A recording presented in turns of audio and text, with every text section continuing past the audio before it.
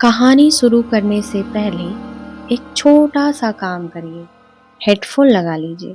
थोड़ी देर के लिए अपने आसपास की दुनिया को पॉज कर दीजिए, क्योंकि जो आप अभी सुनने वाले हैं वह कहानी नहीं, एक मुलाकात है।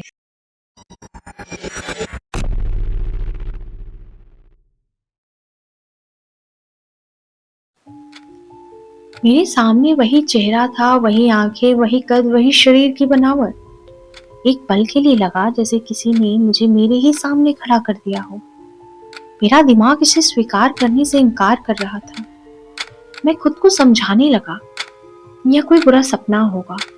तभी उसने बिल्कुल शांत स्वर में कहा, तुम्हें क्या लगता है तुम सपना देख रहे हो? हकीकत तुम्हारे सामने खड़ी और तुम्हें स्वप्न लग रही है। जैसे लगा हो कि वो मेरे दिमाग की बात को पढ़ रहा है। उसकी आवाज सिर्फ मेरे कानों तक नहीं रुकी, वो मेरे भीतर उतरती चली गई। मैं सच में डर गया। मेरी धड़कन इतनी तेज हो गई कि लगा अब यह आवाज बनकर कमरे में गूंजने न लगी। मैं लगातार उसे देख रहा था, लेकिन अजीब बात यह थी कि चाहकर भी मैं उसका चेहरा पूरी तरह साफ नहीं देख पा रहा था। मानो मेरे ही चेहरे पर कई पर्दे चढ़ी हूं। मैं नजर नहीं हटा पा रहा था और वह भी मुझसे नजर नहीं हटा पा रहा था। तभी अचानक मेरे हाथ पर एक ठंडा सा एहसास हुआ। नीचे देखा तो उसने मेरा हाथ पकड़ लिया था। पकड़ मजबूत नहीं थी, फिर भी मैं अपना हाथ छुड़ा नहीं पा रहा था। नहीं मेरा शरीर साथ दे रहा था। तभी तभी उसने कहा, डरो मत, मैं तुम्हें कहीं नहीं ले जा रहा और ना ही तुम्हें कोई नुकसान पहुंचाऊंगा। फिर भी वह मुझे अपने साथ ले गया, वहां जहां हल्की हल्की हवाएं चल रही थी, गहरी खामोशी थी और एक शांत कमरे में एक शीशे पर हल्की सी रोशनी पड़ रही थी। मैंने शीशे में देखा। यकीन मानिए, जो व्यक्ति वहां दिखाई दे रहा था वो कोई और नहीं था, मैं था। लेकिन अजीब बात यह थी कि शीशे में मेरा कोई प्रतिबिंब था ही नहीं। मैंने ऊंची आवाज में पूछा, तुम आखिर हो कौन? ये मैं नहीं हो सकता। वह रुका, मेरी तरफ देखा और हल्का सा मुस्कुरा दिया। बहुत धीमी आवाज में बोला, यह सवाल तुम मुझसे नहीं खुद से पूछो। वह एक पल ठहरा, फिर बोला, मैं कोई और नहीं हूँ, मैं वही हूँ जो तुम्हारे भीतर हर वक्त रहता है। मैं हूँ, लेकिन तुम कौन हो ये तुम्हें अब तक पता ही नहीं चला। कमरे में सन्नाटा छा गया। उसकी आवाज फिर आई, तुम समझते हो कि तुम वही हो जो दुनिया तुम्हें बताई है? नाम दिए गए और तुम उन्हें अपनी पहचान समझ बैठे।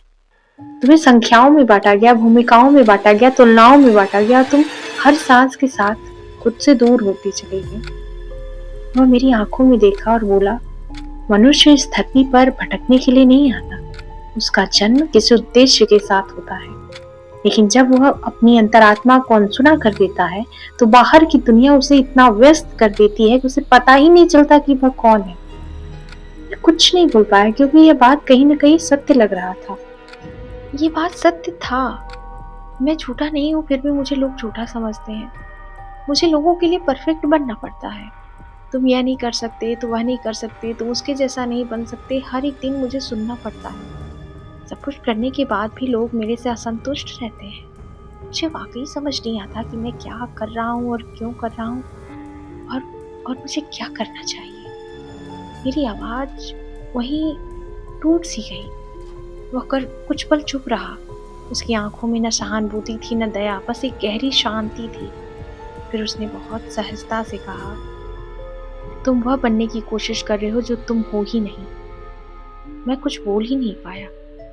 वह आगे बोला, जिस दिन तुम यह समझ जाओगे कि तुम्हारी उत्पत्ति लोगों को संतुष्ट करने के लिए नहीं हुई है, उस दिन तुम्हारा संघर्ष समाप्त हो जाएगा।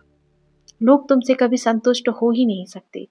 लोग तुम्हें अच्छा कहेंगे तो भी, बुरा कहेंगे तो भी, सही गलत, सफल असफल, ये सब इस दुनिया के टैग हैं जो ये दुनिया तुम्हें देती रहेगी।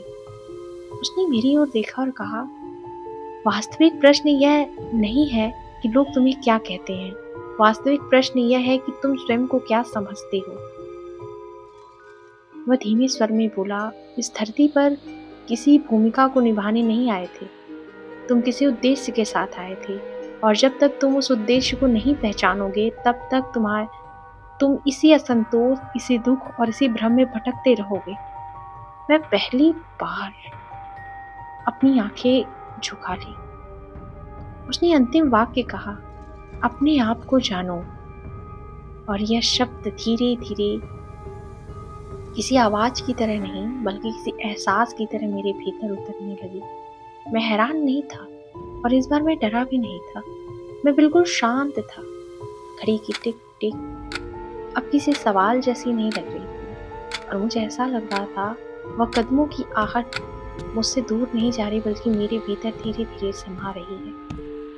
मैं वहीं खड़ा रहा काफी देर तक। कुछ बोला नहीं, कुछ पूछा नहीं, बस सोचता रहा, क्या सच में मैं वही हूँ जो दुनिया मुझे बताती रही है, या फिर मैं कुछ और हूँ जिसे जानने की मैंने कभी कोशिश ही नहीं की। शायद मैंने पूरी जिंदगी लोगों की आवाजें सुनी लेकिन अपनी अंतरात्मा की आवाज नहीं सुनी। शायद इसीलिए मैं खुद से दूर होता चला गया। मैंने आंखें बंद की और पहली बार किसी जवाब की तलाश नहीं की, क्योंकि मुझे एहसास हो गया था सवाल बाहर नहीं, सवाल मेरे भीतर है। और जिस दिन मैंने खुद को जान लिया उस दिन किसी और की परिभाषा मुझे परिभाषित नहीं करेगी।